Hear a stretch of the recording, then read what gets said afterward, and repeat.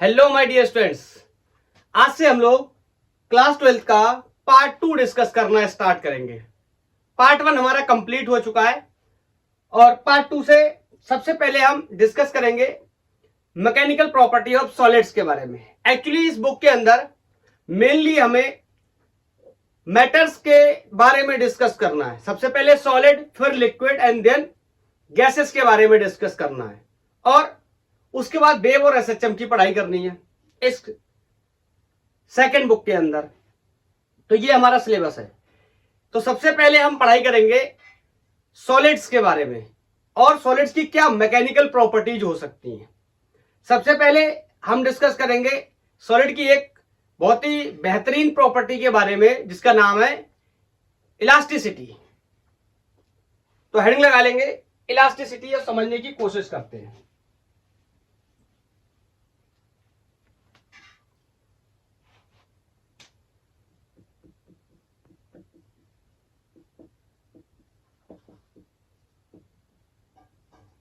Elasticity का मतलब ये होता है जब भी किसी सॉलिड को हम खींचे या दबाएं और उसके बाद जो फोर्स हमने लगाया है उसको हम हटा लें, तो अगर वो अपने ओरिजिनल या नेचुरल शेप को अचीव कर लेता है, नेचुरल कॉन्फ़िगरेशन को अचीव कर लेता है, ऐसे सॉलिड्स को हम इलास्टिक सॉलिड के नाम से जानते हैं और सॉलिड की इस प्रॉपर्टी को हम इलास्टिसिटी के नाम से जानते हैं।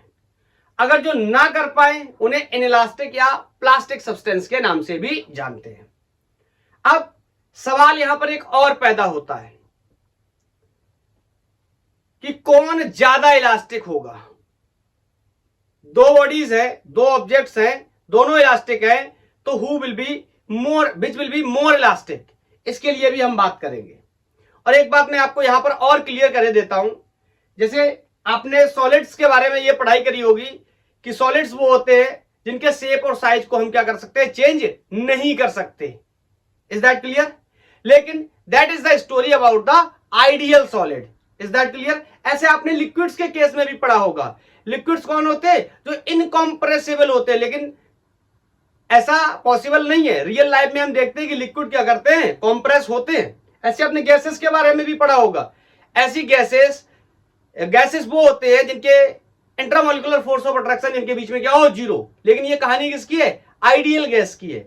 तो these are the standard for the ideal substance, ideal solid, ideal liquid and ideal gases कि दब नहीं सकते, कॉन्फ़िगरेशन चेंज नहीं कर सकते फॉर द सॉलिड, कंप्रेस नहीं कर सकते for the liquid and intramolecular force of attraction zero होता है for the gases. These are the standard for the materials. Is that clear? लेकिन हम आइडियल की तो बात कर नहीं रहे, रियल लाइफ में देखने जा रहे हैं। तो हम क्या कर सकते हैं, सॉलिड के चेंज कर सकते हैं शेप और साइज। जैसे ये शर्ट है, मैंने इसको दबाया तो इसका शेप क्या हो गया, चेंज हो गया, जबकि ये क्या है, सॉलिड है। Is that clear? तो मैं यहां पर डिस्कस करने जा रहा हूं इलास्टिसिटी। पहले मैं इसको डिफाइन करता हूं। The property of restore its shape। अगर सबसे छोटा लिखना चाहूं तो इतना लिख सकता हूं, the property of restore its shape. अपने शेप को दोबारा से रिस्टोर कर ले after the removal of deforming force. Deforming force का मतलब ऐसा फोर्स जो किसी भी ऑब्जेक्ट के या बॉडी के शेप और साइज को क्या करने की, चेंज करने की कोशिश करेगा। फॉर्मिंग फोर्स या डिफॉर्मिंग फोर्स ऐसे होते ना। तो फॉर्मिंग माने बनाने वाला फोर्स, डिफॉर्मिंग माने बर्बाद करने वाला फोर्स या खराब करने वाला force. It means deforming force क्या करेगा, शेप साइज को चेंज करेगा। तो after removal of deforming force, अगर कोई सब्सटेंस या कोई सॉलिड अपने ओरिजिनल कॉन्फ़िगरेशन को, अपने ओरिजिनल शेप को क्या कर लेता है, रिस्टोर कर लेता है, तो ऐसे सॉलिड्स को हम इलास्टिक सॉलिड, उस प्रॉपर्टी को हम इलास्टिसिटी के नाम से जानते हैं। लेकिन इसमें प्रॉब्लम तब आएगी जब क्वेश्चन होगा विच इज मोर इलास्टिक। जैसे क्लास 11 का एक बहुत ही फेमस क्वेश्चन है, which is more elastic, steel और रबर। तो इस कंडीशन में both are elastic, but which is more elastic, तो इसके लिए हम शायद यहां से इस बात को पूरी तरीके से एक्सप्लेन नहीं कर पाएंगे, क्योंकि ये बात सिर्फ ये बता रही कि कौन इलास्टिक है और कौन इलास्टिक नहीं है, but this sentence can not explain which is more elastic. तो विच इज मोर इलास्टिक, इस बात को समझने के लिए हम इसको ऐसे भी बोल सकते हैं, और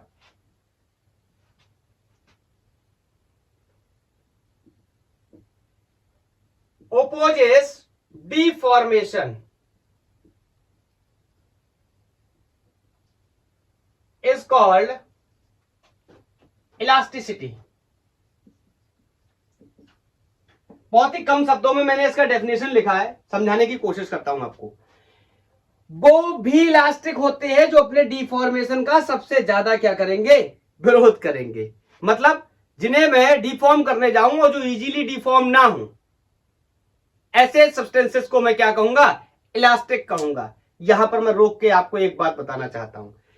फर्स्ट ऑफ ऑल वो इलास्टिक होना चाहिए, इज दैट क्लियर? उसके बाद मैं इस बात के बारे में डिस्कस कर सकता हूं। मेरी बात को समझ पाए? जैसे मैं एग्जांपल के लिए आपसे बोलूं, which is more elastic, rubber और a wood plank, and your answer will be, जहन मानने को तैयार नहीं होता, हम आंसर देते हैं rubber is the correct answer also. But मैं आपसे पूछूं इसके हिसाब से, तो जो ज्यादा अपोज करेगा डिफॉर्मेशन का वो क्या होगा, मोर इलास्टिक होगा। लेकिन क्या वुड इलास्टिक है? सबसे पहला question, is wood elastic? Answer is no. अगर मैं वुड को खींचूंगा या दबाऊंगा तो अपने ओरिजिनल कॉन्फ़िगरेशन को अचीव नहीं कर पाएगा। It means wood is a inelastic और प्लास्टिक बॉडी।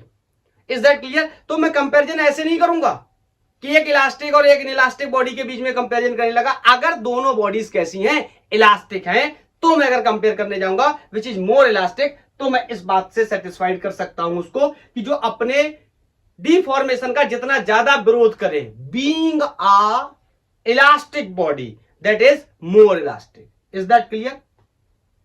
तो मैं आपको इस बात को ऐसे भी समझा सकता हूं। क्वेश्चन मैं यहां पर डाल दूं, which is more elastic?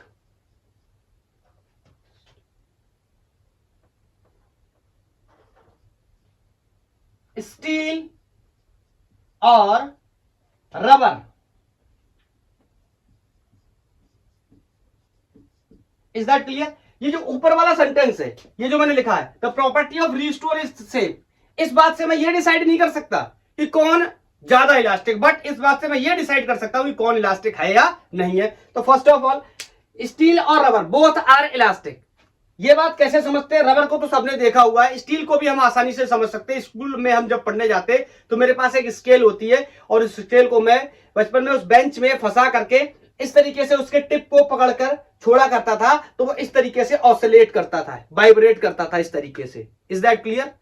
Is that clear? इसका मतलब मैंने उसको पकड़ा और पकड़ के उसको खींचा, और खींचने के बाद, पकड़ के खींचा मतलब डिफॉर्मिंग फोर्स लगाया, और मैंने किसी एक जगह पे आकर उस डिफॉर्मिंग फोर्स को क्या कर दिया, हटा दिया। तो उसके बाद उसने अपने नेचुरल स्टेट को, अपने नेचुरल कॉन्फ़िगरेशन को क्या कर लिया, अचीव कर लिया। It means steel is also a elastic body या इलास्टिक सब्सटेंस।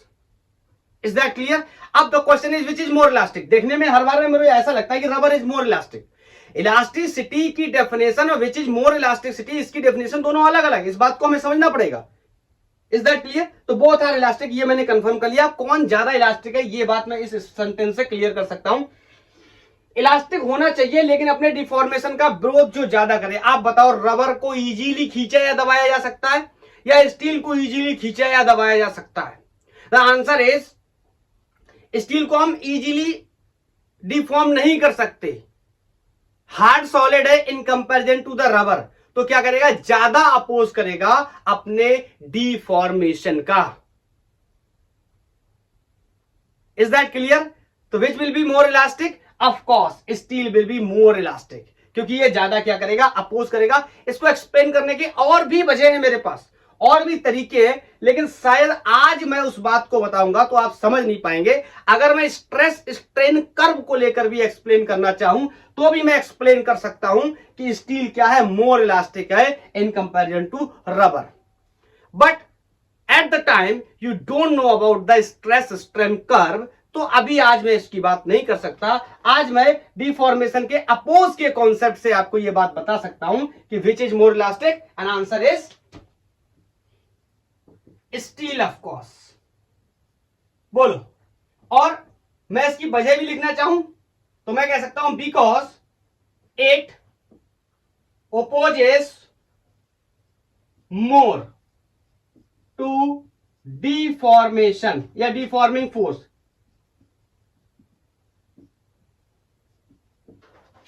इसका कॉन्सेप्ट क्लियर?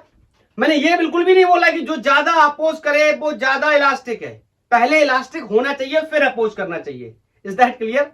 ऐसे तो मैं ईटा जिससे हम मकान बनाते हैं उसको खींचने जाऊंगा, वो तो बिल्कुल भी नहीं खींचेगा। बोलो, तो वो मोर इलास्टिक थोड़ी हो जाएगा। पहले तो ये चेक करना इलास्टिक है या नहीं है। Is that clear? अगर इलास्टिक है, कॉन्फ़िगरेशन को अचीव कर सकता है, फिर हम चेक कर सकते हैं कि कौन ज्यादा इलास्टिक है। And the question is steel और rubber, and answer is steel and the reason is clear. बोलो, बहुत फेमस क्वेश्चन है ये, स्कूलों में भी मिलेगा आपको, ये ज्यादातर पूछते भी है, वाइवा वगैरह में भी पूछते हैं। चलो, अब सवाल ये आता है, दूसरा point, the body remains in deforming state या deformation state are called inelastic या plastic। ऐसी बॉडीज जिनसे मैं डिफॉर्मिंग फोर्स को हटा लेता हूं और उसके बाद वो अपने ओरिजिनल कॉन्फ़िगरेशन शेप साइज को अचीव नहीं कर पाते हैं, तो ऐसे सब्सटेंस या ऐसे बॉडीज को मैं इन इलास्टिक या फिर प्लास्टिक बॉडीज के नाम से जानता हूं। Is that clear? बोलो, ये तो हमने समझ लिया बेसिक स्टैंडर्ड क्या है, लेकिन रियल लाइफ में हमने ऐसा देखा है कि ओपनली पता क्या होता है, मैं किसी चीज को खींचता हूं या दबाता हूं और मैं उसको रिलैक्स कर देता हूं, मींस डिफॉर्मिंग फोर्स हटा देता हूं, तो ना तो वो अपने पूरे कॉन्फ़िगरेशन को अचीव कर पाता है 100%ली, बोलो, और ना ऐसा होता है जहां छोड़ दूं वहीं रुक जाता है। इसका मतलब प्लास्टिक तो नहीं होता, लेकिन पूरी तरीके से अपने कॉन्फ़िगरेशन को, ओरिजिनल कॉन्फ़िगरेशन को, नेचुरल कॉन्फ़िगरेशन को अचीव भी नहीं कर पाता। तो ऐसे सब्सटेंसेस को मैं पार्शियल इलास्टिक के नाम से भी जान सकता हूं। बोलो, मैं कह सकता हूं क्वाइट ऑफन क्या होता है, when deforming force is removed,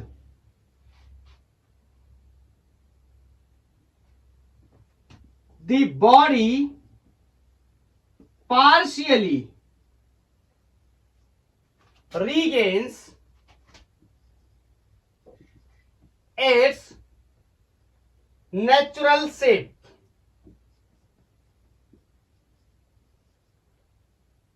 are called partial या partially elastic bodies।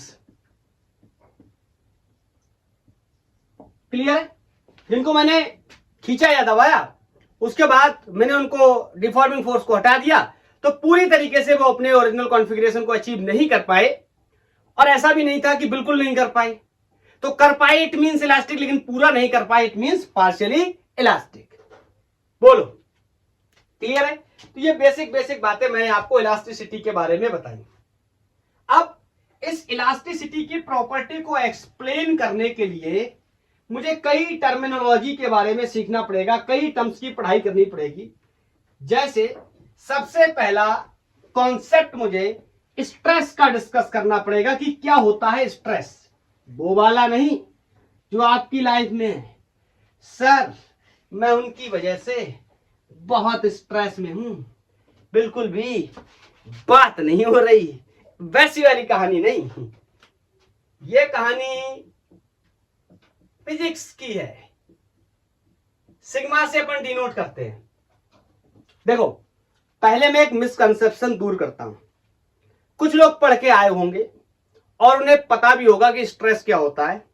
जनरली जब भी मैं स्टूडेंट से बात करता हूं और स्ट्रेस के बारे में पूछता हूं, स्ट्रेट फॉरवर्डली वो मेरे से कहते हैं force per unit area is called stress. ये बात सही हो सकती है लेकिन ये पूरी तरीके से सही नहीं है। अगर आइडियली मैं समझने की कोशिश करूं तो ये बात गलत है। यह एक केस हो सकता है कि applied force per unit area is called stress, लेकिन स्ट्रेस को अगर मुझे असल में समझना है तो मुझे क्या समझना चाहिए मैं आपको बताता हूं। मान लो मेरे पास ये कोई एक रॉड है और इस रॉड को यहां से मैंने बेंड कर दिया है, फिक्स कर दिया है। अब मैं क्या करना चाहता हूं, मैं इस रॉड को खींचना चाहता हूं। प्रॉपर्टी है सॉलिड की, इसी बारे में तो मैं डिस्कस कर रहा हूं। अब मैं इसको खींचना चाहता हूं तो मैं इस पर एक फोर्स लगाऊंगा और आपको पता है इनर्शिया की प्रॉपर्टी हर किसी के अंदर होती है। मैं इसको खींचना चाहूंगा, ये क्या करेगा, उसका अपोज करेगा। ये चाहेगा कि मुझे ना खींचा जाए। बोलो, तो ये अपने बचाव के लिए अपने अंदर इसके विरोध में एक फोर्स पैदा करेगा जिसे हम रेस्टोरिंग फोर्स के नाम से जानते हैं। बोलो, हाँ वो अलग बात है कि अपने आप को सेव कर पाएगा या नहीं कर पाएगा, वो फ्यूचरिस्टिक क्वेश्चन है, लेकिन उसके विरोध में क्या करेगा, अपने आप को बचाने के लिए रेस्टोरिंग फोर्स जनरेट करेगा। तो अगर इस एरिया पे, ये वाला एरिया है, इस एरिया पे मैंने फोर्स लगाया है और मेरे को स्ट्रेस लिखना हो तो मैं स्ट्रेस के बारे में ये बात कह सकता हूं, internal restoring force per unit area of cross section is called stress. क्या आप मेरी बात समझ पाए? बोलो। यहां पे एक शब्द और मेंशन कर देता हूं, per unit cross section area of cross section of deformed body, okay, is called stress. अपने आप से लिख लेना, मुद्दे की बात समझे। मतलब मैं लिख सकता हूं stress will be equal to force, कौन सा, रेस्टोरिंग, ध्यान से सुनना, restoring force per unit area कौन सा, जिस पर अप्लाइड फोर्स क्या किया गया है, लगाया गया है, जिस क्रॉस सेक्शन एरिया के ऊपर। This is called stress. बोलो, मैं इसको ऐसे भी लिख सकता हूं, एफ आर रेस्टोरिंग पर यूनिट एरिया।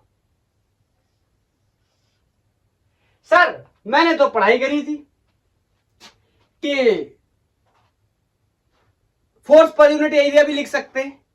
बिल्कुल लिखेंगे, वो एक सर्टेन कंडीशन में लिख सकते हैं, लेकिन ओरिजिनली अगर मेरे को स्ट्रेस को एक्सप्रेस करना हो, स्ट्रेस को बताना हो, तो ये restoring force per unit area is called stress.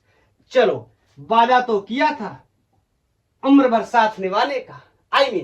जब मैंने आपको डायमेंशंस पढ़ाए थे तब मैंने आपको बताया था कि यूनिट और डायमेंशन हर जगह क्या करेंगे, निकाला करेंगे। तो यूनिट की अगर मैं बात करूं, बोलो, force means newton, area means metre square. बोलो, अगर मैं डायमेंशंस की बात करूं, तो फोर्स का डायमेंशन मैंने बताया 5 डायमेंशन याद होने चाहिए, वेलोसिटी, एक्सेलरेशन, फोर्स, वर्क। बोलो, तो फोर्स का होता है mLT-2। मेरे पास ज्यादा टाइम नहीं है, नहीं मैं बता देता आपको पूरा एक्सप्लेन करके, अभी यहां बहुत आगे आ गए। L स्क्वायर, ठीक है, एरिया के लिए। तो ये एक L से L गया, ऊपर जाएगा तो L की पावर कितना हो जाएगा, -1। Is that clear? This is the dimension of stress. बोलो, क्लियर है? हाँ, मुद्दे की बात यह है, ये कैसी क्वांटिटी है। देखो, स्केलर क्वांटिटी में इसे ट्रीट करूंगा। प्रॉब्लम क्या है, वैसे अगर हम समझने की कोशिश करेंगे तो देखना हमें यह बात समझने में मुश्किल होगी। क्या, फोर्स एक वेक्टर क्वांटिटी है and area is also a vector quantity. तो कैसे ऐसा हो गया कि एक वेक्टर को वेक्टर से डिवाइड किया है और आंसर स्केलर आ गया? ऐसे तो मैंने कभी पढ़ा नहीं। हम लोग क्या पढ़ते हैं, एक वेक्टर के अंदर अगर हम किसी स्केलर का भी मल्टीप्लाई करेंगे तो रिजल्ट क्या रहता है, वेक्टर। बोलो, एक वेक्टर के अंदर अगर हम इस वेक्टर को जोड़ेंगे तो भी वेक्टर, वेक्टर का डिवाइड करेंगे तो भी वेक्टर। एक ही परिस्थिति ऐसी थी जहां वेक्टर से स्केलर बनने के चांस थे, that was the dot product. अगर दो वेक्टर्स का हम डॉट प्रोडक्ट कर देंगे तो उसका रिजल्ट जो होगा वो स्केलर हो जाएगा, लेकिन यहां पर ऐसी कोई भी कहानी नहीं है। मैं आपको एक बात बताना चाहता हूं इसके बारे में। Actually stress is a tensor quantity, actually stress is a tensor quantity, not a scalar quantity, tensor quantity. लेकिन हम टेंसर की पढ़ाई करते नहीं +2 के अंदर, बीएससी वगैरह ग्रेजुएशन में हम पढ़ाई करते हैं टेंसर्स की। तो यहां पर मैं इसको स्केलर ट्रीट कर लेता हूं। क्या प्रॉब्लम है, जो स्ट्रेस होता है इसका डायरेक्शन डिफाइनेबल नहीं होता है, एक कोई फिक्स डायरेक्शन नहीं होता जिसे हम आसानी से डिफाइन कर सकें। Is the same problem with the pressure also. Is that clear? चलो तो समझ गए स्केलर क्वांटिटी। वो वाली बात बताओ सर। चलो वो वाली बात बता दे रहा हूं, आप मेरी बात को ध्यान से सुनना। इस रॉड का अपना आप ऐसे बना लेना एक पिक्चर। जितना आप एक्सप्लेनेशन को समझोगे उतना ही बेहतर होगा फिजिक्स को समझना। डेफिनेशन और रिजल्ट से काम चलने वाला नहीं है। मैं आपको एक नोट वाली बात बताता हूं, ध्यान से सुनना। नोट वाली बात क्या है, अगर कोई ऑब्जेक्ट है जिसको मैं खींच रहा हूं या दबा रहा हूं, उसके ऊपर मैं फोर्स लगा रहा हूं, वो खींच रहा है या दब रहा है, एक सर्टेन स्टेज तक खींचेगा या दबेगा, कहीं ना कहीं पर मान लो इक्विलिब्रियम आ जाता है। मतलब मेरे द्वारा लगाया गया फोर्स और रेस्टोरिंग फोर्स एक दूसरे को क्या कर लेते हैं, बैलेंस कर लेते हैं। That situation is called equilibrium. Everybody should know about the equilibrium. The summation of net vector sum should be summation of net vector of forces should be 0। तो ऐसी कहानी को हम इक्विलिब्रियम के नाम से जानते हैं। अगर इक्विलिब्रियम आ गया, नेट फोर्स 0 हो गया, दोनों का समेशन 0 है, उस कंडीशन में मैं रेस्टोरिंग फोर्स को ही अप्लाइड फोर्स के बराबर ट्रीट कर सकता हूं और मैं कह सकता हूं कि stress will B force per unit area but only in the condition of equilibrium. Is that clear? ऐसा नहीं है कि किसी, ऐसा समझो किसी वायर से मैंने एक ब्लॉक को नीचे बांध के लटकाया है और वो ब्लॉक इतना भारी है कि वायर उसके वेट से ब्लॉक के वेट से वायर खिंचता चला जा रहा है और इक्विलिब्रियम नहीं आ रहा है, और ये मान लो इस तरीके से खिंचता चला जा रहा है। तो इस कंडीशन में मैं applied force per unit cross section area को लिख दूंगा अगर स्ट्रेस, तो ये गलत हो जाएगा। Is that clear? क्योंकि रेस्टोरिंग फोर्स और अप्लाइड फोर्स बराबर नहीं है, इक्विलिब्रियम नहीं, तभी तो ये नीचे की तरफ गिरने जा रहा है ना, तभी तो नीचे की तरफ खींच रहा है ना। अगर इक्विलिब्रियम आ जाएगा तो मैं ऐसा कर सकता हूं। बोलो, मैं कर सकता हूं इन इक्विलिब्रियम का मतलब when further deformation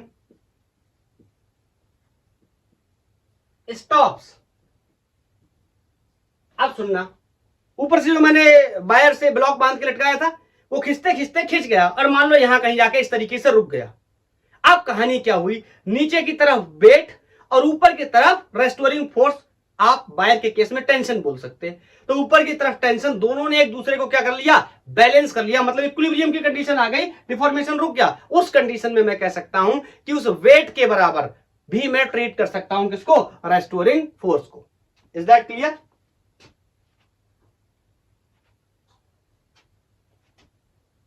deformation stops, restoring force is equal to external force। बोलो, रेस्टोरिंग फोर्स किसके बराबर हो जाएगा, एक्सटर्नल फोर्स के केस में, एक्सटर्नल फोर्स के बराबर। या फिर जो अभी जो वेट कोई लटका था उसके हिसाब से मैं आपको बताऊं तो मैं कह सकता हूं the suspended load from hanging wire is the same story। इसको मैंने आपको एक्सप्लेनेशन में बता दिया। ये ज्यादा बार हमें देखने को मिलेगा कि वायर से कोई ब्लॉक लटका हुआ है तो यहां पर हम आराम से लगा पाएंगे। Is that clear? बोलो, समझ गए? तो इस पर्टिकुलर कंडीशन में बताओ, इस वाली कंडीशन में वेट ही किसके बराबर हो जाएगा? इस कंडीशन में रेस्टोरिंग फोर्स के बराबर। बोलो, क्या कोई डाउट है? तो मैं यहां पर लिख दे रहा हूं इसको, यही चलो। Therefore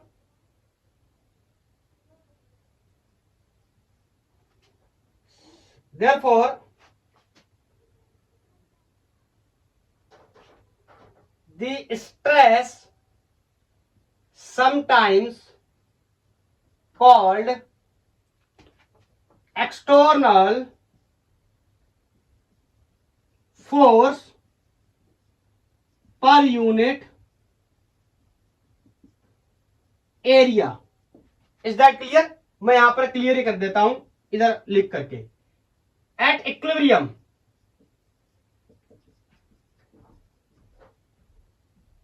stress will B F external पर यूनिट एरिया।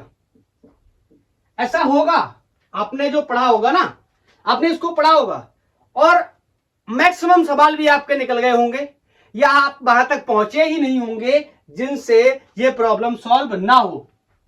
समझे?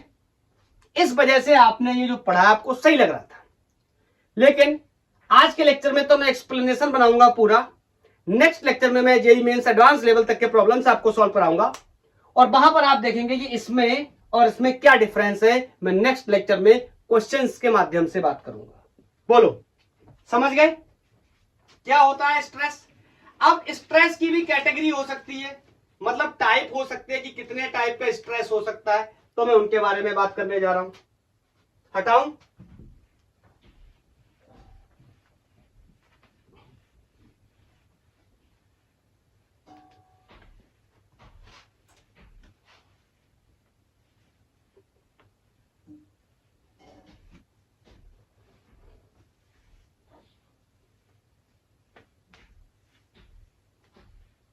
देखो, टाइप ऑफ स्ट्रेस 3 प्रकार के होंगे, टाइप ऑफ स्ट्रेन भी 3 प्रकार के होंगे और मॉडुलस ऑफ इलास्टिसिटी भी 3 प्रकार के होंगे। क्या होंगे ये 3 प्रकार? मैं आपको बताता हूं। टाइप ऑफ स्ट्रेस, देखो क्या हो सकता है कि मैं किसी बॉडी को, किसी ऑब्जेक्ट को या तो खींच सकता हूं लेंथ के अलोंग, या तो खींच सकता हूं या दबा सकता हूं। तो अगर मैं लेंथ के अलोंग काम कर रहा हूं, मैं यहां चार्ट के माध्यम से बता देता हूं। अगर मैं लेंथ के अलोंग काम कर रहा हूं तो मैं उसे लॉन्गिट्यूडनल स्ट्रेस के नाम से जानूंगा। मतलब किसी भी कोई ऐसा ऑब्जेक्ट है जो 1D है, मान लो उसके पास लेंथ है, तो मैं उसकी लेंथ को क्या कर रहा हूं, या तो खींच रहा हूं या फिर दबा रहा हूं। तो ऐसे को मैं बोलता हूं, इस कंडीशन में जो स्ट्रेस डेवलप्ड होता है उसे मैं बोलता हूं क्या? Longitudinal stress. Is that clear? दूसरा होता है शियरिंग या tangential stress, and next one is volume stress. ठीक है, कैसे समझेंगे इनको मैं बताता हूं। लॉन्गिट्यूडनल स्ट्रेस को मैं फर्दर 2 पार्ट्स में डिवाइड कर सकता हूं, tensile stress and next one is compressive stress. समझना, जैसे मेरे पास ये कोई एक वायर है और इसको मैं क्या कर रहा हूं, खींच रहा हूं। बोलो, और मैंने मान लिया ये इक्विलिब्रियम है, तो रेस्टोरिंग फोर्स अप्लाइड फोर्स के बराबर है और यहां पर मैं स्ट्रेस लिख सकता हूं क्या? एफ एक्सटर्नल पर यूनिट एरिया। और टेंसाइल का मतलब क्या है? मैं उसको खींच रहा हूं। Is that clear? नाम से क्लियर है। कॉम्प्रेसिव का मतलब क्या होगा? मैं उसको दबा रहा हूं लेंथ के अलोंग द लेंथ। तो यहां पर मैंने इस तरीके से फोर्स लगाया। बोलो, इसको मैं क्या कर रहा हूं? कॉम्प्रेस कर रहा हूं। तो यहां पर लिख सकता हूं मैं F/A। Is that clear? Stress के बारे में बता रहा हूं। तो लेंथ के अलोंग जब खींचूंगा तो टेंसाइल स्ट्रेस पैदा होगा, लेंथ के अलोंग जब दबाऊंगा तो कॉम्प्रेसिव स्ट्रेस पैदा होगा। बोलो, ये शियरिंग या टेंजेंशियल स्ट्रेस, इसको समझते हैं। मान लो मेरे पास कोई ये इस तरीके से एक ऑब्जेक्ट है और मैंने इसको इस तरीके से नीचे से मैंने बेल्ट कर दिया, इसको फिक्स कर दिया। और उसके बाद नाम से क्लियर है टेंजेंशियल, तो मैं यहां पर इस तरीके से एक फोर्स लगाऊंगा, ठीक है। मैं इसका डॉटेड पिक्चर बना देता हूं ताकि आप समझ पाएंगे मैं क्या बताने की कोशिश कर रहा हूं। और ये बाद में कुछ इस तरीके का हो गया, थोड़ा सा ये,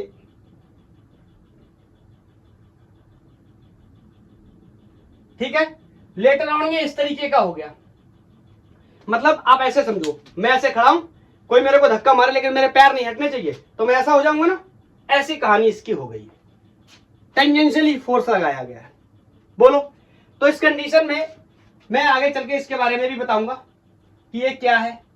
यहां पर मैं ये कह सकता हूं कि अगर मैं फोर्स यहां पर लगाया मैंने इस पर्टिकुलर एरिया पे, तो यहां से रेस्टोरिंग फोर्स जनरेट हुआ होगा, लेकिन मैंने मान लिया है कि ये एक इक्विलिब्रियम की कंडीशन है, तो टेंजेंशियल फोर्स को अगर मैं अप्लाइड एरिया से डिवाइड कर दूं तो यहां पर जो स्ट्रेस पैदा होगा उस स्ट्रेस को मैं शियरिंग या टेंजेंशियल स्ट्रेस के नाम से जान सकता हूं।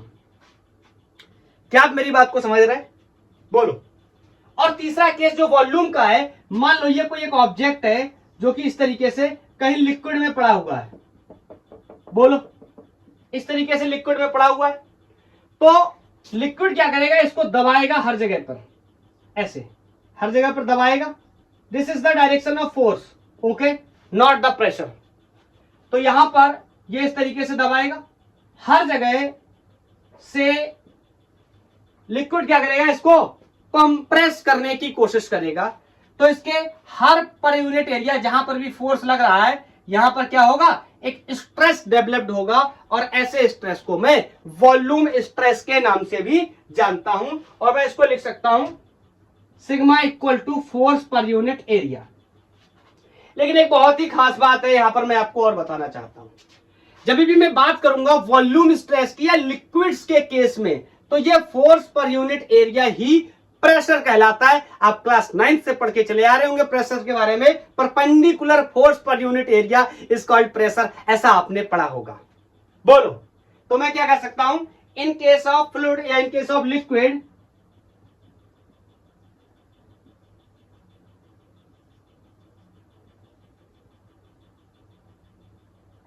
Stress is equal to pressure. बोलो, क्या कोई डाउट है? नहीं होना चाहिए। तो मैं कह सकता हूं sigma will be equal to P, P माने प्रेशर। बोलो, और टेक्निकली जो प्रेशर का डराइव्ड यूनिट होता है वो भी न्यूटन पर मीटर स्क्वायर होता है। हां, ऐसा यूनिट हम पास्कल के नाम पे रखे हुए हैं। बोलो, एक बहुत ही महान साइंटिस्टों में से एक पास्कल, बहुत कुछ सिखाने वाले दुनिया को, बहुत कुछ ऐसे इक्विपमेंट्स देने वाले दुनिया को, जिससे ह्यूमन वेलफेयर हुआ है, मानव कल्याण हुआ है, बहुत ही कामों में आसानी हुई है। प्रेशर के बारे में चलो आज इनके बारे में ज्यादा डिस्कस नहीं करेंगे। जब फ्लूइड्स की पढ़ाई करेंगे, लिक्विड्स की पढ़ाई करेंगे, प्रेशर की पढ़ाई करेंगे, तब वहां पर डिस्कस करेंगे।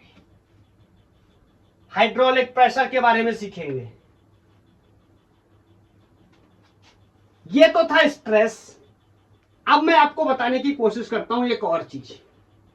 मान लो आपने जिस ऑब्जेक्ट को, जिस सॉलिड को डिफॉर्म किया था, खींचा या दबाया था, तो वो पूरी तरीके से अपने ओरिजिनल कॉन्फ़िगरेशन को अचीव नहीं कर पाया। It means I am talking about the partial elasticity, या पार्शियल ही कर पाया अपने आप को। तो उस कंडीशन में उसके कुछ जो डायमेंशंस हैं वो चेंज हो गई होंगी। अगर लंबाई के अलोंग खींचा होगा तो लेंथ बढ़ गई होगी, या दबाया होगा तो घट गई होगी। एरिया के अलोंग या वॉल्यूम के अलोंग बढ़ा या घटा होगा। जब उसमें कुछ पार्शियलपन रह गया है, पूरी तरीके से अचीव नहीं कर पाया है, तो यहां पर हम एक और क्वांटिटी के बारे में डिस्कस कर सकते हैं, दैट इज स्ट्रेन। कि कितना स्ट्रेन आया उस सॉलिड के अंदर, उस बॉडी के अंदर, उस ऑब्जेक्ट के अंदर। तो strain is very simple, this is the simple ratio. किसका है? Change in dimension upon original dimension. It is the simple ratio of change in dimension over original dimension.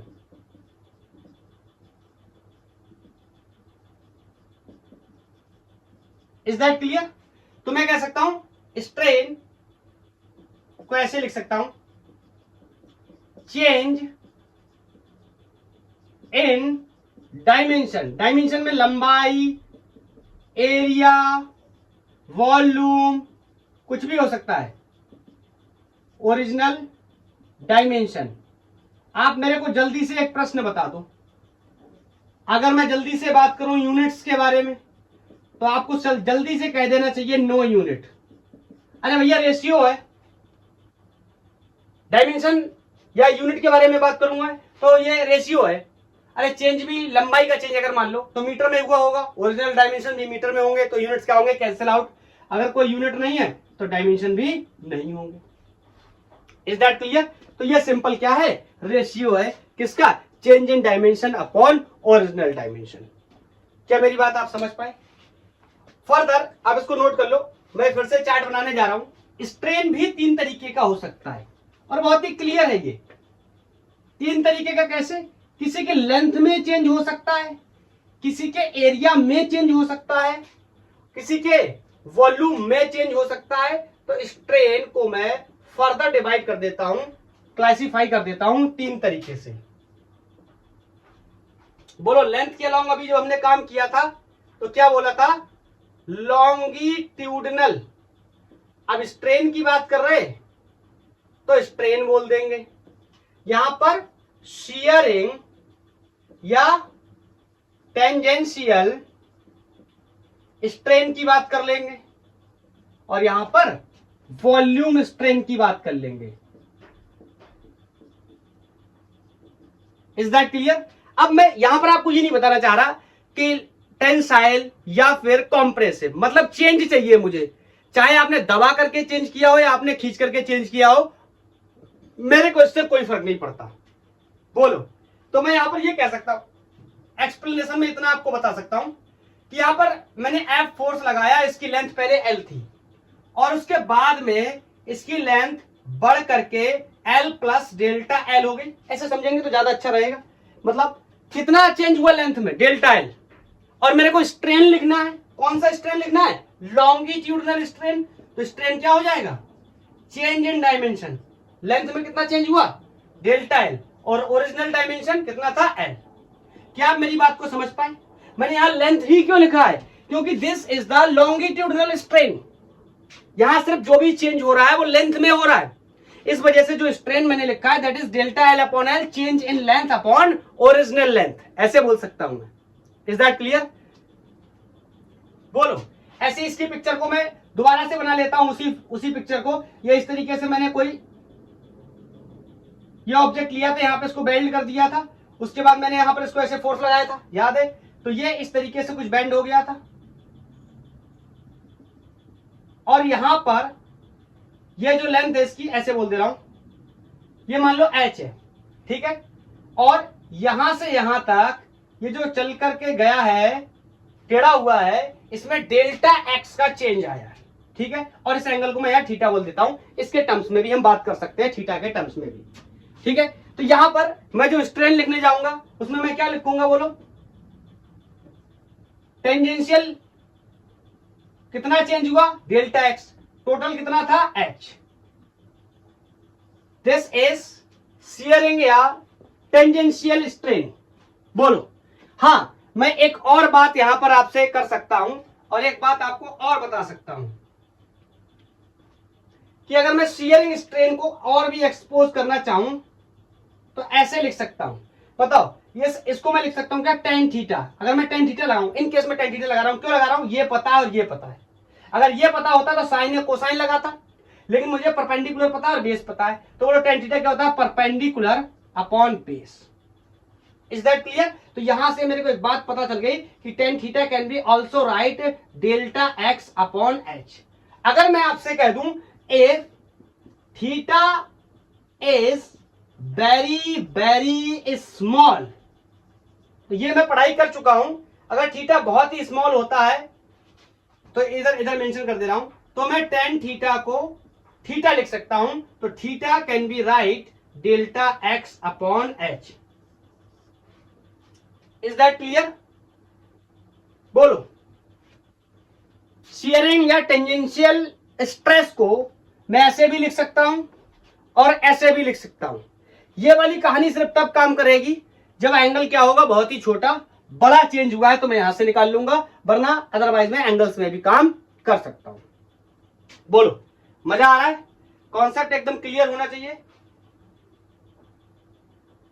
Next one is volume strain. बहुत ही आसान है ये तो मेरे लिए। यहां पर इस तरीके से इसको लिक्विड में डुबोया गया है, तो यहां पर इस तरीके से फोर्स लग रहा था, तो बोलो इसमें क्या चेंज होगा? मैं लिख सकता हूं स्ट्रेन, वॉल्यूम स्ट्रेन को मैं क्या लिख सकता हूं?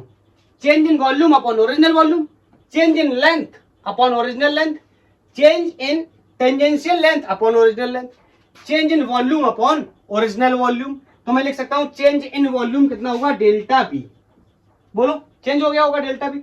आप ऐसा कह दो ना, ये पहले ऐसा था, उसके बाद में ये पहले इसका वॉल्यूम बी था, फिर ये बी माइनस डेल्टा बी हो गया, कम होगा ना, तो इसमें मैं यहां पे माइनस लगा देता हूं अपॉन बी। मेरी बात समझ गए? मैंने ये माइनस क्यों लगाया? ये हमेशा ही माइनस आएगा जब भी किसी ऑब्जेक्ट को लिक्विड में डुबोया जाता है, तो हमेशा उसका कंप्रेशन होता है, कभी भी एक्सपेंशन नहीं होता अगर वो लिक्विड में डूबा हुआ है। मतलब उसका जो इनिशियल वॉल्यूम है वो हमेशा ज्यादा रहेगा और फाइनल वॉल्यूम क्या होगा? कम रहेगा। लिक्विड क्या करता है? कंप्रेस करने की कोशिश करता है, इसीलिए मैंने यहां पर माइनस का साइन लगा दिया। ये डेल्टा बी हमेशा कैसा आएगा? नेगेटिव, क्योंकि इनिशियल वॉल्यूम ज्यादा है और फाइनल वॉल्यूम क्या है? कम है। तो समझ गए स्ट्रेन क्या होता है? Change in dimension upon original dimension का मतलब change in volume in case of volume strength upon original volume, change in length upon original length in case of longitudinal strain। इसके केस में क्लियर है? बोलो, मजा आ रहा है? एकदम कॉन्सेप्ट क्लियर होना चाहिए। चलो अब मैं बात करता हूं इन सब चीजों के बाद एक बहुत ही इंपॉर्टेंट कॉन्सेप्ट है जिसके बारे में आज तक हमें हिडन रखा गया, पहले ही बताया जाता तो और भी मजा आता। आपने एक फोर्स पढ़ा है स्प्रिंग के अंदर, मैं याद दिलाता हूं उस चीज को आपको, और उस फोर्स को आपने पढ़ा है कि स्प्रिंग के अंदर रेस्टोरिंग फोर्स की वैल्यू माइनस टाइम्स ऑफ के एक्स होती है। याद आया? वेयर के इज द स्प्रिंग कांस्टेंट। याद आया? हमने इसको फोर्स कॉन्सेप्ट में, हमने इसको वर्क पावर एनर्जी में, दोनों ही जगह पर पढ़ा हुआ है। लेकिन ये आया कहां से, ये बात हमें उस समय नहीं पता थी। आज मैं आपको इस बात के बारे में बताता हूं। एक साइंटिस्ट है, उन्होंने एक लॉ दिया that is called Hooke's law. ये हुक्स लॉ हमें बताता है कि क्या होगी कहानी। ठीक है, हुक्स लॉ की पहले लिमिट समझ लेते हैं। हुक्स लॉ ये कहता है कि स्ट्रेस स्ट्रेन के डायरेक्टली प्रोपोर्शनल होता है। मतलब जितना हम किसी को स्ट्रेस करेंगे उसके अंदर उतना ही स्ट्रेन आएगा, बशर्ते एक लिमिट के साथ कि डिफॉर्मेशन स्मॉल होना चाहिए। ऐसा नहीं है कि बहुत बड़ा डिफॉर्मेशन है। मतलब अब ऐसा समझो, आपने एक वायर को खींचा, मान लो वो चला गया वापस, फिर खींचा आपने, फिर चला गया, आप खींचते गए खींचते गए खींचते गए खींचते गए, एक समय तो ऐसा आएगा ना कि वो जाना बंद कर देगा, या ऐसा भी होगा कि आप ज्यादा खींच दोगे तो रप्चर कर जाएगा, टूट जाएगा। तो उस कंडीशन में हुक्स लॉ वैलिड नहीं होगा। हुक्स लॉ तभी वैलिड होगा जब डिफॉर्मेशन कैसा है? स्मॉल है। मतलब बॉडी नॉर्मली अपने कॉन्फ़िगरेशन को अचीव कर ले रही है उस पीरियड में, हुक्स लॉ वैलिड है। तो मैं यहां पर पहले हुक्स लॉ की लिमिट लिख देता हूं। इफ फॉर्मेशन छोटा है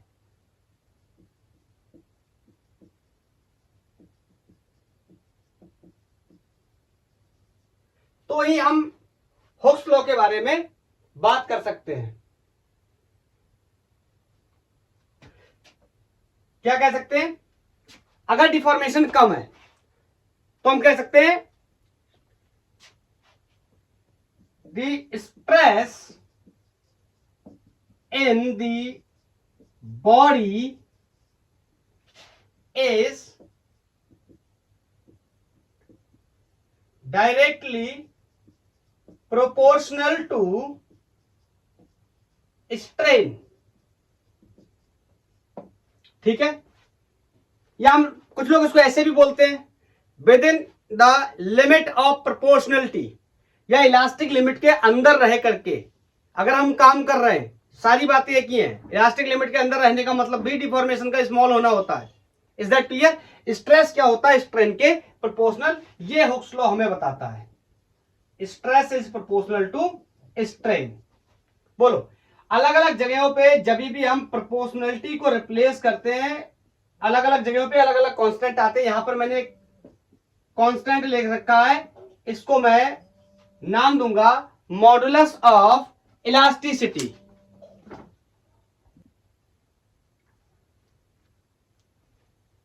लिख लेंगे क्या? Modulus of elasticity.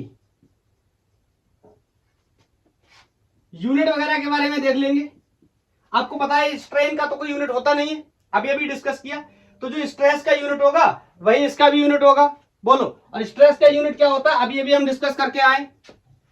बोलो, लिख लो यूनिट और डायमेंशन। तो लिख लेंगे क्या? Newton metre square. बोलो, और डायमेंशन भी वही हो जाएगा जो स्ट्रेस का लिखा था, M L to the power -1 T to the power -2। Is that clear?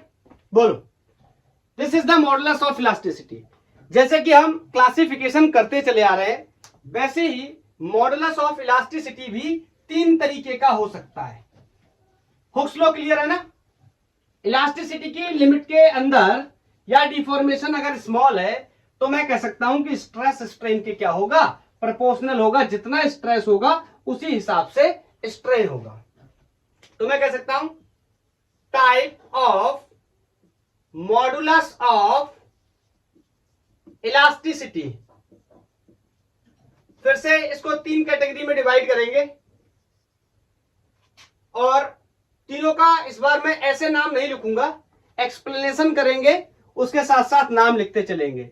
आपको पता है लॉन्गिट्यूडनली हमने क्या किया था? खींचा या दबाया था। तो मैं ऐसे एक पिक्चर बनाता हूं। ये मान लो मेरे पास एक रॉड है या वायर है जिसको मैंने ऐसे खींचा था, बोलो, या फिर दबाया था लाइक दिस। तो इसमें स्ट्रेस डेवलप्ड हुआ था और स्ट्रेन डेवलप्ड हुआ था, और मैंने मान लिया था कि इसकी लेंथ बाद में चेंज होकर के डेल्टा एल हो गई होगी। एक कोई आप केस ले लो अगर, तो डेल्टा एल कर लो। लेट्स से इस केस में एक ही केस ले लेता हूं। तो मान लो ये खिंच के ऐसा हो गया, और इसकी लेंथ पहले एल थी, फिर बाद में एल प्लस डेल्टा एल हो गई। तो स्ट्रेन भी इजीली लिख सकता हूं, और स्ट्रेस के लिए भी काम कर सकता हूं। This is the area of cross section, और रेस्टोरिंग फोर्स क्या है? इसके बराबर इक्विलिब्रियम कंडीशन की बात कर रहे हैं। मैं यहां पर हुक्स लॉ को लगा करके ये कह सकता हूं कि stress is proportional to strain. Deformation small है। स्ट्रेस क्या होता है? Restoring force per unit area. इस केस में external force per unit area भी लिख सकते हैं। अब बताओ, मैंने बताया आपको अलग अलग जगहों पे जब हम प्रोपोर्शनलिटी हटाते हैं तो अलग अलग जगहों पे अलग अलग कांस्टेंट आते हैं। यहां पर भी कांस्टेंट आएगा। मॉडुलस ऑफ इलास्टिसिटी के बारे में बात कर रहे हैं, तो इसमें जो टाइप होगा, यहां पर मैं बाई लिखूंगा इसको, और strain delta L upon L. Is that clear? ये जो मॉडुलस ऑफ इलास्टिसिटी है इसे हम यंग मॉडुलस के नाम से जानते हैं। Young modulus. Is that clear? इसको यंग मॉडुलस के नाम से जानते हैं। हां, अगर इसकी वैल्यू निकालनी हो तो मैं ऐसे भी लिख सकता हूं। बोलो, इसको यहीं रोकूंगा, इसको इधर भेज दूंगा। तो ये force per unit area L upon delta L. This is the value of modulus of elasticity specific longitudinal के केस में। जब किसी को लेंथ के अलोंग दबाया या खींचा जाएगा, उस कंडीशन में जो मॉडुलस ऑफ इलास्टिसिटी होगा उसको हम यंग मॉडुलस के नाम से जानेंगे। उसकी value force per unit area L upon delta L के बराबर होगी। Is that clear? नेक्स्ट, ऐसी कोई पिक्चर थी, याद आया? मैंने इसको यहां से नीचे से बेल्ड किया हुआ था, उसके बाद मैंने इसको इस तरीके से यहां पर फोर्स लगाया था और ये इसकी कहानी कुछ ऐसी हो गई थी। तो इस कहानी में मैंने अगर ये बोल देना है कि डिफॉर्मेशन स्मॉल है, तो मैं अगर हुक्स लॉ को फॉलो करता हूं और स्ट्रेस को स्ट्रेन के प्रोपोर्शनल लिखता हूं। स्ट्रेस सबको पता है, बार बार यही कहानी डिस्कस करूंगा, force per unit cross section area. बोलो इक्विलिब्रियम की कंडीशन, यहां पर आने वाले कांस्टेंट को मैं जी से डिनोट करूंगा और इसका नाम शियर मॉडुलस रखूंगा, और स्ट्रेन की वैल्यू यहां पर मैं कैलकुलेट ऑलरेडी कर चुका हूं। यहां पर हमने देखा था delta X upon H, is that clear? तो डेल्टा एक्स अपॉन एच, तो यहां से जी की वैल्यू को मैं लिख सकता हूं force per unit area H upon delta x, और ये जो मॉडुलस है इसको नाम देता हूं मैं शियर मॉडुलस। ठीक है, इसको अपन शियर मॉडुलस नाम देंगे। एक और प्रकार का आपको पता था जिसमें हम फोर्स लगा सकते हैं, स्ट्रेस डेवलप कर सकते हैं, स्ट्रेन डेवलप कर सकते हैं, इट मींस हुक्स लॉ लगा सकते हैं। बोलो, तो उसके बारे में भी डिस्कस कर लेते हैं। ये तीसरा टाइप था, इसको मैंने पानी में डुबोया, यहां पर इस तरीके से फोर्स लग रहा है। बोलो, तो यहां पर मैं अगर लगाना चाहूं तो I can say stress is proportional to strain. बोलो,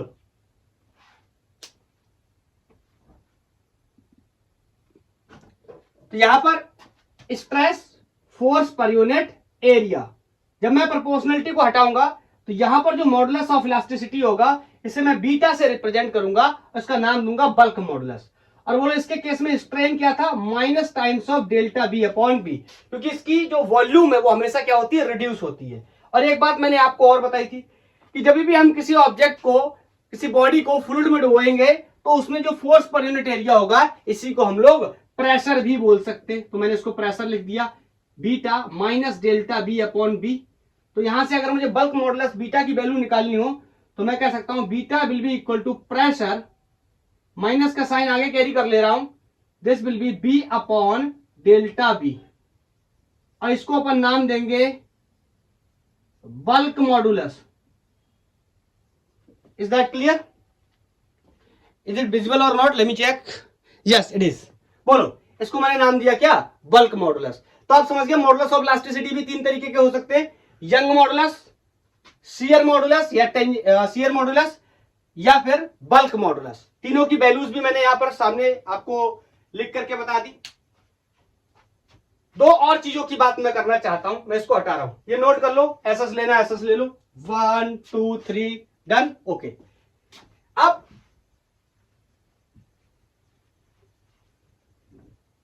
इस चीज को कैरी करते हुए मैं यहां पर एक बात और आपको बताना चाहता हूं। एक आपको टर्म क्वेश्चंस को सॉल्व करते वक्त मिलेगा जिसे कॉम्प्रेसिबिलिटी नाम दिया जाएगा। कॉम्प्रेसिबिलिटी,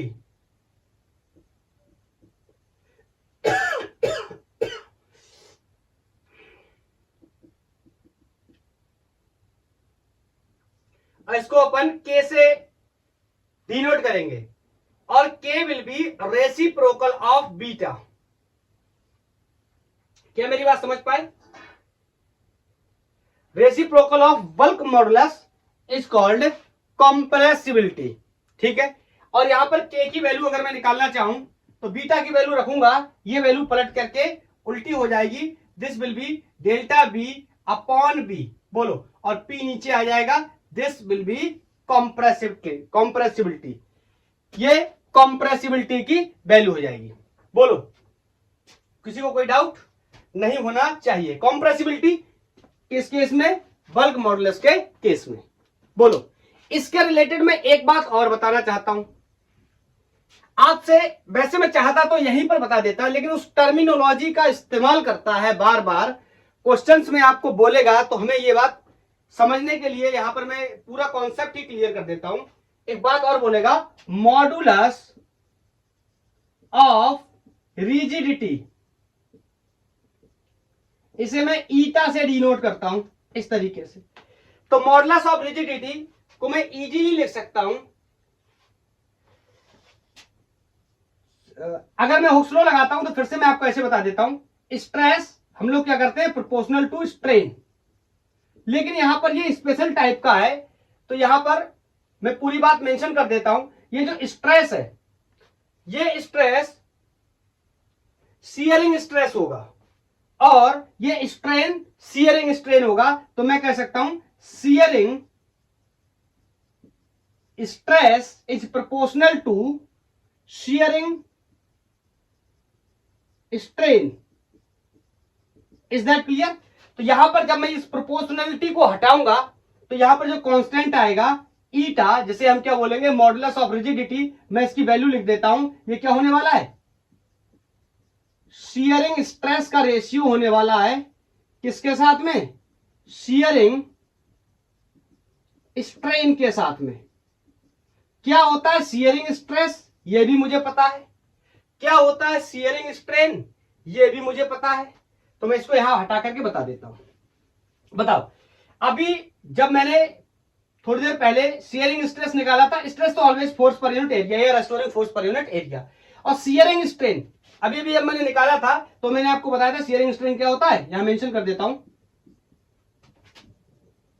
शियरिंग स्ट्रेन क्या था, change in dimension upon original dimension, याद आया? या तो मैं इसको ये लिख सकता था, फिर मैंने कहा था यही बराबर होता है टेन थीटा के, और मैंने कहा अगर थीटा क्या है वेरी स्मॉल है तो theta can be right delta X upon H, तो मैं यहां पर डायरेक्ट लिख दे रहा हूं क्या, थीटा। Is that clear? क्या मेरी बात समझ पाए? शियरिंग स्ट्रेन की वैल्यू को मैंने कितना लिख दिया डायरेक्ट, थीटा, थीटा की वैल्यू कितनी होगी, delta X upon this H. बोलो, this is called modulus of rigidity. समझ गए? This is about Hooke's law, this is about the modulus of elasticity. अब मैं एक बात आपको स्प्रिंग से रिलेटेड बताना चाहता हूं। हम लोगों ने स्प्रिंग की पढ़ाई करी है, स्प्रिंग को मैं कैसे यूज कर सकता हूं बायस की तरह, मैं आपको यह बताना चाहता हूं। स्प्रिंग में आपको पता है मैं अगर खींचूंगा उसको तो रेस्टोरिंग फोर्स डेवलप्ड होगा, और उस रेस्टोरिंग फोर्स की वैल्यू मैं पढ़ के भी आया हूं माइनस टाइम्स ऑफ के एक्स। हाँ, वो अलग बात है कि मैं उसको कैसे लिखता हूं, हुक्स लॉ से ही लिखता हूं। तो मैं कह सकता हूं ये मेरे पास हेडिंग लगा देता हूं यहां पर स्प्रिंग, ये मेरे पास यहां पर एक स्प्रिंग है और इस स्प्रिंग को मैं इस तरीके से खींच रहा हूं मान लो, और इस स्प्रिंग की लेंथ से पहले कोई एल थी और खींचने के बाद इस स्प्रिंग की लेंथ से कोई एल प्लस डेल्टा एल हो गई। बोलो, जब मैंने इसको खींचा होगा तो इसके अंदर रेस्टोरिंग फोर्स डेवलप्ड हुआ होगा। बोलो, और इक्विलिब्रियम की कंडीशन में आकर के वो रेस्टोरिंग फोर्स इस एक्सटर्नल फोर्स के क्या हो गया होगा, बराबर। तो जो रेस्टोरिंग फोर्स है, ध्यान से सुनना, मैं उसको लिख सकता हूं वो directly proportional to delta L है। जितना ज्यादा मैं स्प्रिंग को खींचूंगा ये उतना ही ज्यादा और विरोध करेगा, जितना फोर्स मैं अपना और बढ़ाऊंगा इसका रेस्टोरिंग फोर्स और बढ़ेगा।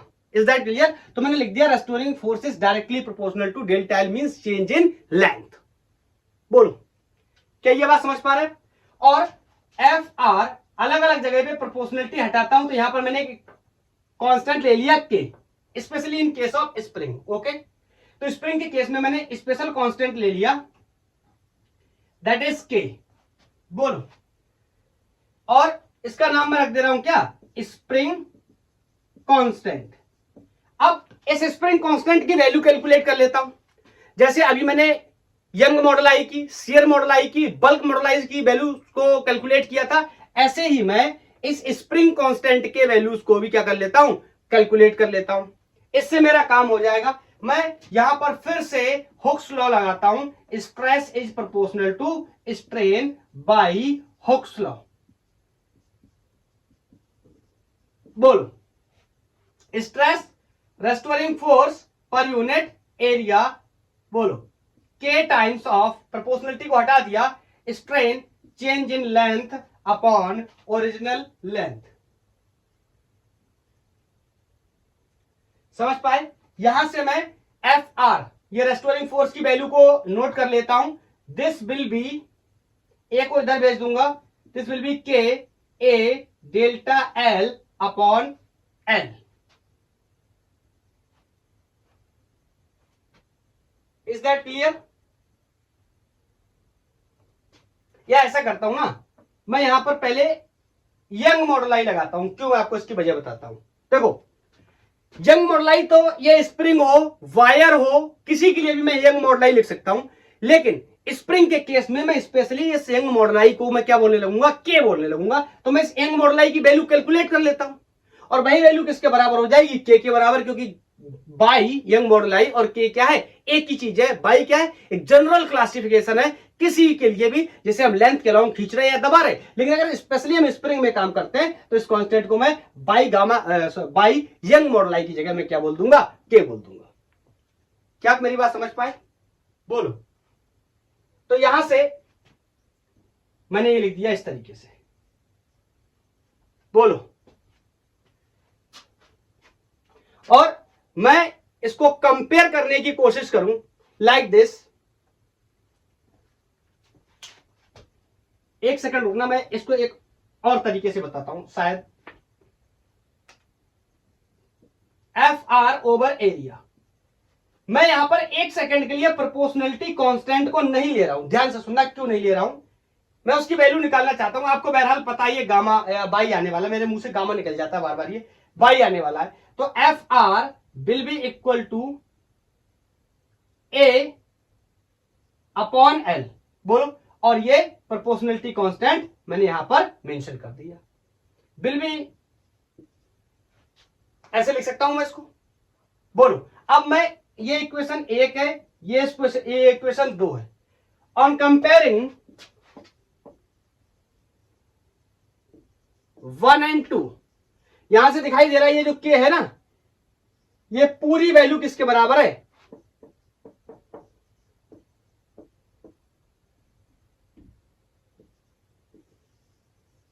जो स्प्रिंग कांस्टेंट है। आज तक मैं पढ़ के चला आया कि स्प्रिंग कांस्टेंट है, इसकी यूनिट भी मैंने पढ़ी थी न्यूटन पर मीटर। लेकिन मेरे को पता नहीं था कि स्प्रिंग कांस्टेंट की वैल्यू क्या हो सकती है, चाहे मैंने फोर्स कॉन्सेप्ट की पढ़ाई करी हो या मैंने वर्क पावर एनर्जी में पढ़ा हो। लेकिन आज मुझे पता चल गया इस के की वैल्यू कितनी होगी? Young moduli times of area upon length. Is that clear? Young moduli किसके लिए यूज करते हैं? किसी वायर वगैरह के लिए या लेंथ के लिए? बोलो। जिसमें लेंथ के लॉन्ग काम हो रहा है। और ए क्या है? एरिया, उसका क्रॉस सेक्शन। और ये एल क्या है? उसकी लेंथ है। तो ये सारी चीजें तो एक वायर के पास भी मौजूद होती हैं। बोलो। ये सारी चीजें तो एक वायर के पास भी मौजूद होती हैं। तो मैं यहां पर एक बात आपको बताना चाहता हूं, उसको नोट कर लिया। 1 2 3 हटाऊं। मैं एक बात यह बताना चाहता हूं कि स्प्रिंग को और वायर को मैं एक ही जैसा ट्रीट कर सकता हूं। क्वेश्चंस मिलेंगे मुझे, यहां नोट लगा के लिख लो। मैं कह सकता हूं wire is just like a spring. बोलो। वायर किसका है? स्प्रिंग के जैसा है। Of force constant.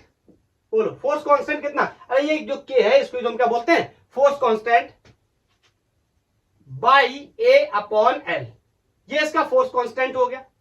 बताओ। तो मैं कह सकता हूं सो ऑल द फॉर्मूले, बोलो, जो मैं किसके लिए यूज करता हूं? स्प्रिंग के लिए यूज करता हूं, उनको मैं कर सकता हूं यूज किसके लिए? All the formulae which are used for spring. क्या कर सकता हूं? उनको बिल्कुल इस्तेमाल कर सकता हूं। किसके लिए? वायर के लिए। बोलो। क्या ये बात समझ में आ रही है? विल बी अप्लाइड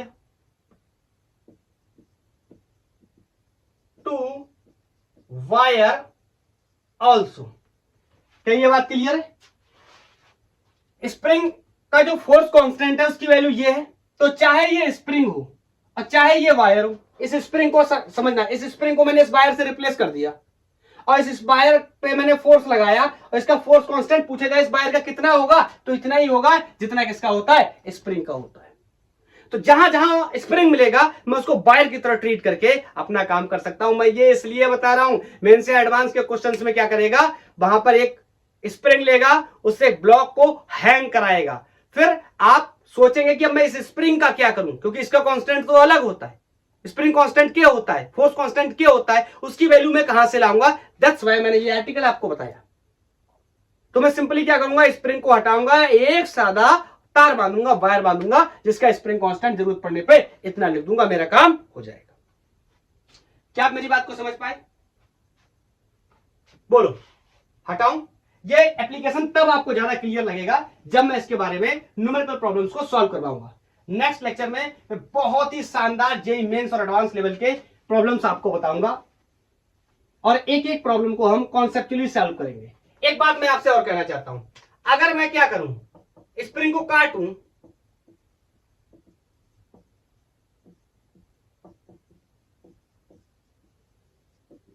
अगर मैं स्प्रिंग को एन पार्ट्स में काटूं, जैसे मानो स्प्रिंग की लेंथ एल थी, फिर आधा कर दिया गया, दुगना कर दिया गया, तीन गुना कर दिया गया, 1/3 कर दिया गया एंड ऑल, तो क्या होगा, यहां से आप देखो K is equal two by A upon L.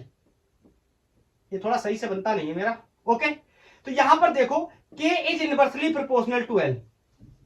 एक बात समझे, मतलब force constant is inversely proportional to length. Length जितनी ज्यादा होगी फोर्स कांस्टेंट उतना कम होगा, लेंथ जितनी कम होगी फोर्स कांस्टेंट उतना ज्यादा होगा। मैं इसको ऐसे भी लिख सकता हूं, K1 या K2 upon K1 will be equal to L1 upon L2। मुझे जरूरत पड़ी तो मैं ऐसे यूज करके इसको सॉल्व भी कर लूंगा, या K2 L2 will be equal to K1 L1। Is that clear? अगर मुझसे कहा जाता है लेंथ दे रखी है और उसको फोर्स कांस्टेंट में तब्दील करना है या उससे फोर्स कांस्टेंट निकालना है, तो चाहूं तो ऐसे करके या ऐसे करके सॉल्व कर सकता हूं। एक बहुत ही छोटा सा इसका एग्जांपल समझाने की कोशिश करता हूं। मान लो मेरे पास ये कोई एक स्प्रिंग कांस्टेंट है, सॉरी स्प्रिंग है जिसकी लेंथ L है और इसका स्प्रिंग कांस्टेंट कोई K है। अब मेरे से कहा गया, मान लो n पार्ट्स में तो कितना भी काट सकता हूं, मैंने इसको बहुत ही बेसिक क्या कर दिया, आधा कर दिया, ठीक है, L/2 कर दिया। बोलो, तो इसका स्प्रिंग कांस्टेंट कितना हो जाएगा, दुगना। यहां से देखो या यहां से निकालो, कहीं से भी निकालो, एक ही बात है। बोलो, तो इसका स्प्रिंग कांस्टेंट कितना हो जाएगा, 2 टाइम्स ऑफ K। क्या मेरी बात समझ पाए? क्या मेरी बात समझ पाए? बोलो, बांध दो ऐसे ऊपर, बोलो समझ पाए? चाहो तो यहां से ऐसे कैलकुलेट कर लो, चाहे यहां से ऐसे कैलकुलेट कर लो। K2 L2 will be equal to K1 L1। K की वैल्यू, K1 की वैल्यू कितनी है K, L1 की वैल्यू कितनी है L, K2 की वैल्यू कितनी है निकालनी है, और L2 की वैल्यू कितनी है L/2। ये L/2 कर दिया गया ना, यहां L से L मर गया, बोलो, और ये K1। तो बोलो K1, नहीं मेरे को K2 निकालना है, तो K2 will be 2 times of K1।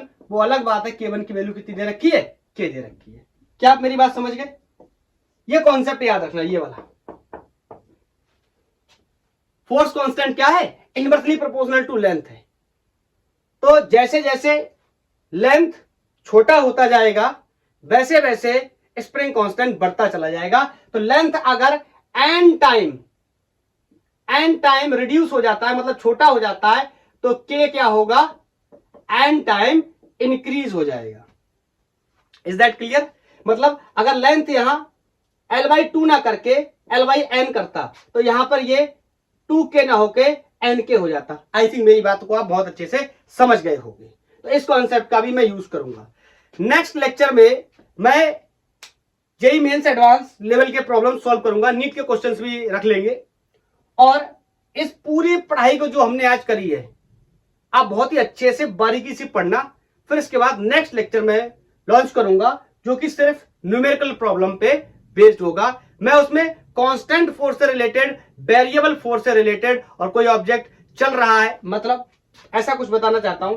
जैसे मान लो ये रॉड है, अभी तक तुमने देखा कि रॉड बंधा हुआ था, मैं रॉड को फ्री कर दूंगा, चलाने लगूंगा, फिर पूछूंगा इसमें कितना एक्सटेंशन होगा, कितना चेंज होगा।